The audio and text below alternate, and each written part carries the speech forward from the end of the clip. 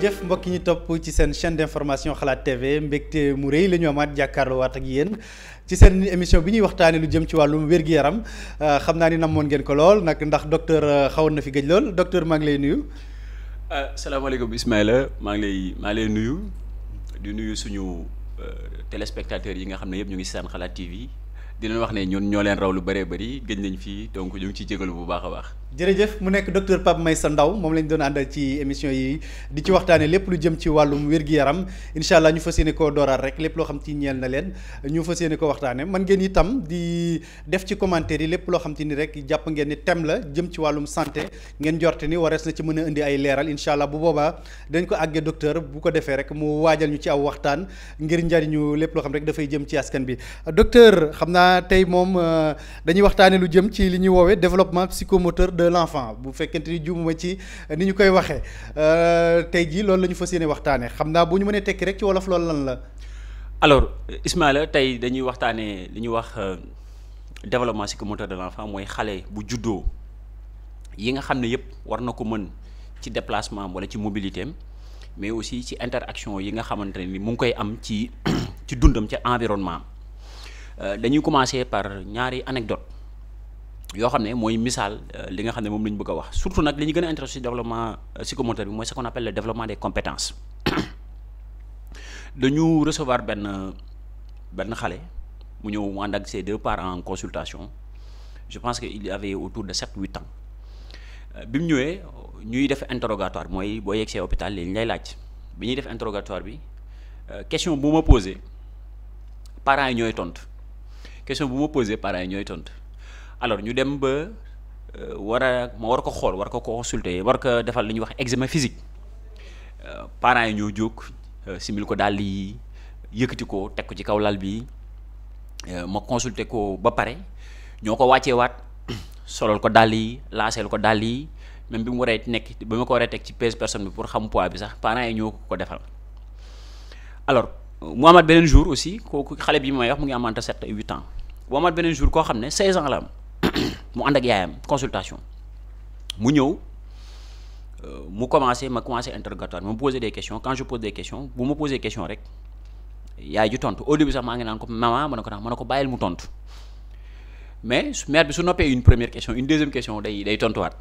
donc finalement c'est elle qui a répondu à toutes les questions alors bi ma paree ci consultation bi dama leen expliquer ñoom ñaar globalement je leur ai dit ceci man leen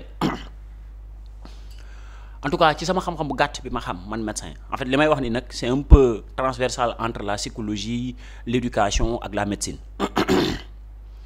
li ma xam ci as néew ci xam-xam mooy éducation ñaari mbir la essentiellement bi ci njëkk mooy la transmission de valeur mooy jikko yi nga xam ne dañ la ciy nampatal dañ la koy jàngal ba nga xam ko mooy ngor ak baax ak ainsi de suite ma ne ko beneen bi mooy la transmission de compétences wala boog l'acquisition de compétences ma ne ko xam nga la mooy compétence may expliquer les parents yooyu man xam nga la mooy compétence ma ne ko non ma ne ko yow mi nga xam ne yow tu es une personne adulte lépp loo mën tey jii nga fexe ba sa doom ji mu mënal ko boppam ma ne ko ci misaal xale bi ñëw consultation pour parler des deux parents yi nga xam ne ñooy noonu seen xale bi am 7 ans 8 ans ma ne leen sa doom bi li ngeen di def nii c'est très bien c'est très beau ma ne ko mais est-ce que mënal na ko boppam ñu ne ma déedéet ma ne ko vous êtes en train de lui creuser entre parenthèses sa propre tombe parce que en fait bu yàggee bu demee ba nekk mag day nekk ce que j'appelle un adulte incapable de tout ma ne ko nii xel mën a nangu mooy tey da nga koy takkal dàllam yi suba nga won ko ne ko nii la ñuy solee dàll nii la ñuy takkee laase gannaaw suba nga ne ko solal takkal laase yi ma xool ma ne ko yemul foofu même ci communication bi nga xam ne tey ci bureau consultation bi nga ñëw moi je suis un inconnu ma ne ko communication compétence la doo xëy suba tey rek mën a communiquer moom xamuma donc war nga jàngal sa doom ji mu am ay prérequis ay compétences yoo xam ne heure bu dajeek un inconnu dina ko mën a wax problème am sans jafe-jafe ma ne ko il faut commencer par ces consultations bu yegsee en fait mën na wax dara jotu ko voilà yàlla dimbale na ko bopp bi dara nekku ci feebaru ma ne ko laisse-lui parler léegi su fekkee li mu répondre dafa am ay insuffisance wala am lu mu fàtte mu ne ko c'est en ce moment là que vous intervenez mu ne ko boobu loolu dafa am ñaari intérêt ñun dafa am un intérêt médical pour ñun parce que déjà ci discours bi rek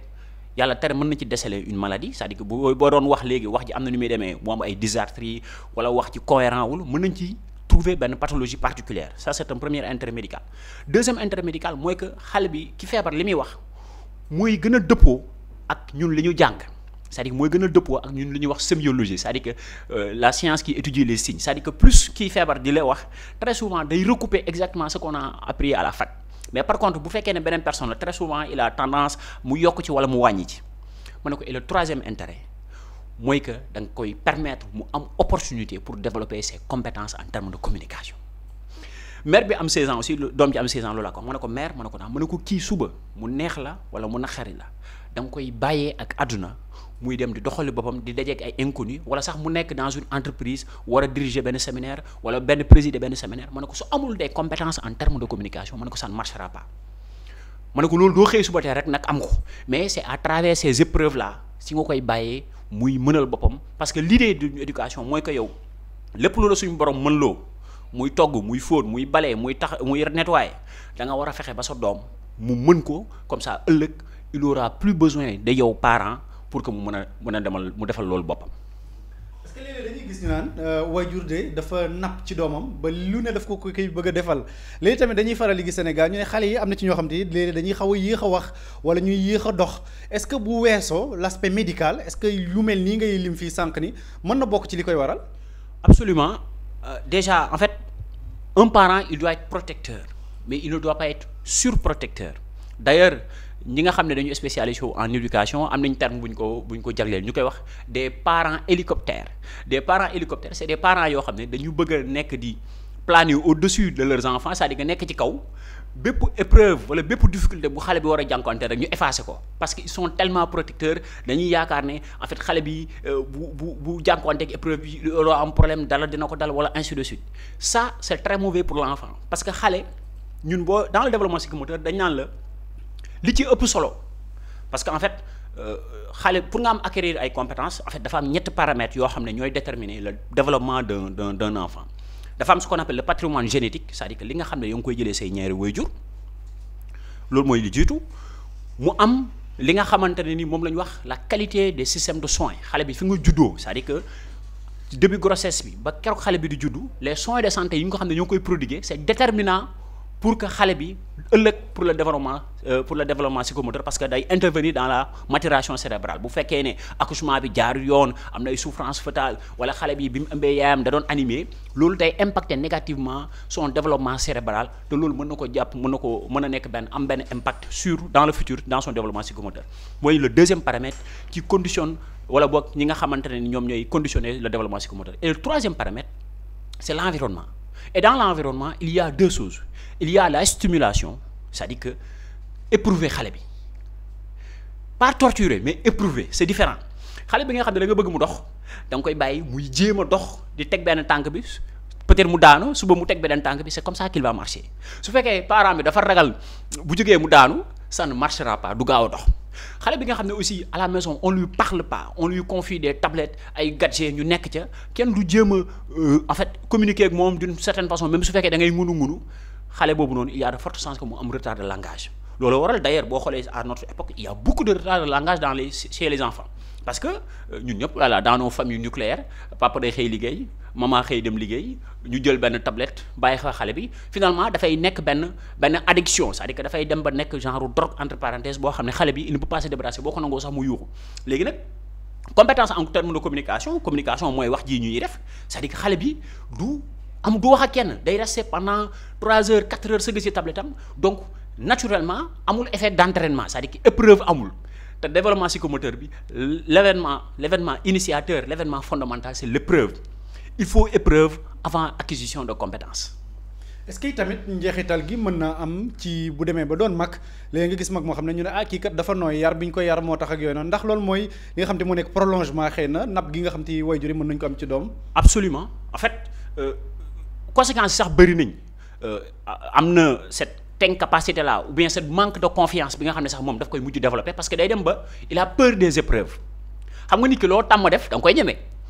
yow bi nga xam ne tàmm ngaa yéeg moto tu n'as aucune difficulté à yéeg moto mais ki nga xam ne il a jamais été sur un scooter man am naa benn xarit keroog dama ne kaay mënu ma xalaatoo je n'ai jamais monté sur un scooter du ma monté ci scooter tey en fait nit ki loo xamul da nga koy ragal donc le fait que ses parents ont été un bouclier entre moom et toutes les épreuves ça va faire que ni buur bu génnee il a peur des épreuves day ragal day tiit te loolu du yem foofu sax day dem ba commencer day manquer de confiance en soi c'est-à-dire que du wóolu boppam parce que tout simplement mosul def expérience ses propres expériences tirer ci ses propres enseignements à chaque fois c'est les parents qui étaient là qui faisaient tout pour lui man d'ailleurs ñu ngi may nettali benn sama benn xarit bi muy nettali benn étudiant boo xam ne c'était ici à Dakar durant tout son parcours scolaire dans une école privée parents mi ñooy dem di fay ñooy gérer toute la scolarité moom bac ñu jox ko xaalis pour mu dem inscrire université mu daje fa ak benn Demba Sam waa ji tur ko lëndam jël xaalisam bi récupérer ko lekk ko en fait tu vois c'est-à-dire que parce que on l'a jamais mis devant l'épreuve on l'a jamais laissé faire on a toujours été là-bas alors que ñëpp xam nañ ne les parents ne sont pas éternels ba pare même s'ils étaient éternels les parents ne sont pas des omnipotents c'est-à-dire ils ne peuvent pas être partout à un moment donné il faut te laisser avec le monde extérieur mais loolu dafa soxla benn préparation bi mooy il faut l'éprouver sans le torturer. parce que ñun dañuy dem ba doon mag nekk ay magum jël ay muskalaf ñu di ñu jàngal développement personnel naka la ñuy amee ay capacité de résilience kon ndax li nga wax nii yëpp dafay firndeel ni kon loolu à bas âge lañ ko war a jàngee xëy na. environnement mooy li may wax ci environnement c'est-à-dire que ça tout dépend de ton environnement c'est-à-dire que boo newee ci environnement entre parenthèses mën naa def sax benn exemple gis nga tey ji boo gisoon xale bi nga xam ne ñaari seexu ndoor yu juddoo ndoor même parent ñu am par exemple 5 ans kenn ki ñu bàyyi ko ci kër gi par exemple ici dans un quartier entre parenthèses famille nucléaire keneen ki ñu yóbbu ko très loin yóbbu ko ci benn daara wala yu demee noonu au bout de 10 ans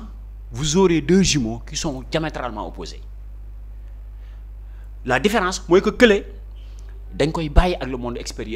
extérieur en fait dañ koy éprouver vite fait day acquérir ay compétences parce que tout simplement son environnement l'oblige à ce que mu jàng à ce que mu débrouiller fóotal boppam à ce que mu débrouiller lekkal boppam à ce que mu débrouiller naanal boppam à ce que mu débrouiller sax di xool problème yi mu am dans la vie di ko jéem a gérer boppam alors que lui c'est les parents qui font cela à sa place donc pour wax ne en fait même certaines prédispositions yi ñu am à l'âge adulte en fait ci ndaw lu ci gën a bëri fa lañ koy remodeler fa lañ koy commencer fa la ñuy semer les germes mais su fekkee aussi foofu noonu les parents vraiment ils étaient très très très protecteurs bëgguñ la mettre à l'épreuve parce que en pensant que ne wéy daf lay mettre en danger conséquence bi mooy yow doo mën a am wóolu sa bopp doo da ngay dem sax di am kersa doo ñeme da ngay tiit entre parenthèses comme vous dites da ngay mel ne genre yambar yu demee noonu alors que en réalité en fait ce n'est rien de tel c'est juste l'éducation bi moo ko formaté wul d'une certaine façon. parce que comme lu mel noonu ngay wax noonu léeg-léeg nga gis benn xale bu ndaw boo xam te yàlla may na ko xerañte muy góorgóor di def dessin wala di def benn épreuve boo xam te ni xëy na ku ko ci encadré war na mën a nekk benn passion ci moom mais dañu koy xaw a teel a fay tuuti comme li nga wax ndax loolu tamit dinay baax ñuy bàyyi xale yi ñuy exprimer wu di wone xëy na peut-être yenn talent yi ñu am ak yooyu. tout à fait man dama jàpp ne Sénégal en fait dañu étouffer ay compétences c'est-à-dire que ñun ñëpp suñu borom dafa def ci ñun des compétences particulières comme ñu ko gis ni ñu ko xamee Messi juddu mën a voilà gérer mën a manier le ballon d'une certaine façon de façon extraordinaire wala keneen ak keneen ñun ñi ñëpp boo xoolee dans votre environnement gis nga xale bu juddu am ay certaines prédispositions mais ñun malheureusement dañ koy sax étouffer dafaa nga gis benn xale bu juddu xaw a am benn intelligence xaw a am benn capacité de communication ñu ne ko da ngaa goog yow noppi yow da nga goog en fait d'une certaine façon on est en train d'étouffer benn bête en termes de communication dans quelques années suñ ko bàyyi woon muy gën a éprouver son talent di ko jéem a gën a affiner donc finalement il va devenir un monstre en termes de communication mais loolu duñ ko def ñun dañ lay inhiber dañ lay écraser au finish ñun fii boo xoolee boo ñu comparer par exemple dans les pays européens où des fois di nga gis ci benn génération ñu gis benn xale boo xam ne ñu tuddee ko génie wala yu demee noonu Sénégal yaakaar man je l'ai jamais vu Sénégal ñu ne la noo kii génie la dans un domaine parce que tout simplement on veut uniformiser ñëpp lañ bëgg a tollale alors qu'en réalité nous avons des prédispositions particulières wala boog dañuy étouffer yenn singularités yi nga xam ne ils sortent du lot te loolu yaakaar naa ne ñun ñëpp c'est des gens yoo xamante ne ils peuvent nous tirer vers des sommets comme on l'a vu Lionel Messi gannaaw yàlla c'est grâce à lui que l'Argentine a eu la coupe du monde donc ay individualités yu mel noonu ni ko suñu borom bindee mu nekk Argentine mu nekk France mu nekk Angleterre y en a parmi nous mais malheureusement il y a cette mentalité d'écraser toutes les compétences yi nga xam ne dañuy commencer di jóg. ndax loolu noonu école fi ñuy jànge ak yéen ñi nga xam ne ay fajkat ngeen lan moo ci seen cër. waaw. Peut-être ñun xam nga ñun c'est-à-dire que ñun on a des pouvoirs très limités ñun ci faj la ñëpp amuñ benn prérogative parce que même faj su ma la neexee ma proposer la un traitement wala yu demee noonu nga bañ j'ai pas aw ma benn pouvoir coercitif bu ma lay imposer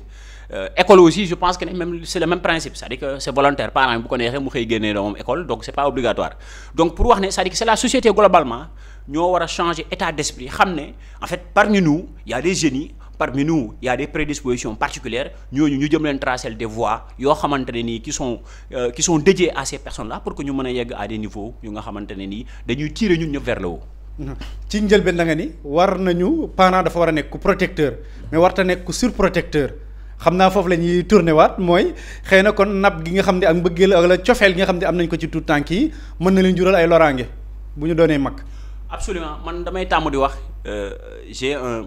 benn règle d'or bu may conseiller nit ñi très souvent, et ça c'est valable en médecine, mooy l'équilibre est meilleur en toute chose, c'est-à-dire que nañu équilibrer ci lépp mbir. Parce que tamit xale bi su fekkee da nga ko éprouver ba muy xaw a jege torture aussi dafa am des effets pervers. Donc le curseur il faut le mettre, il faut essayer de trouver ce juste milieu là, c'est-à-dire que da nga koy éprouver sans le torturer, et d'ailleurs foofu laay jeexalee il faut être présent sans être encombrant, il faut éprouver sans torturer, il faut être attentionné sans être dans la sollicitude excessive, et enfin il faut protéger sans être un parent hélicoptère. Voilà les quelques règles yi nga xam ne pour permettre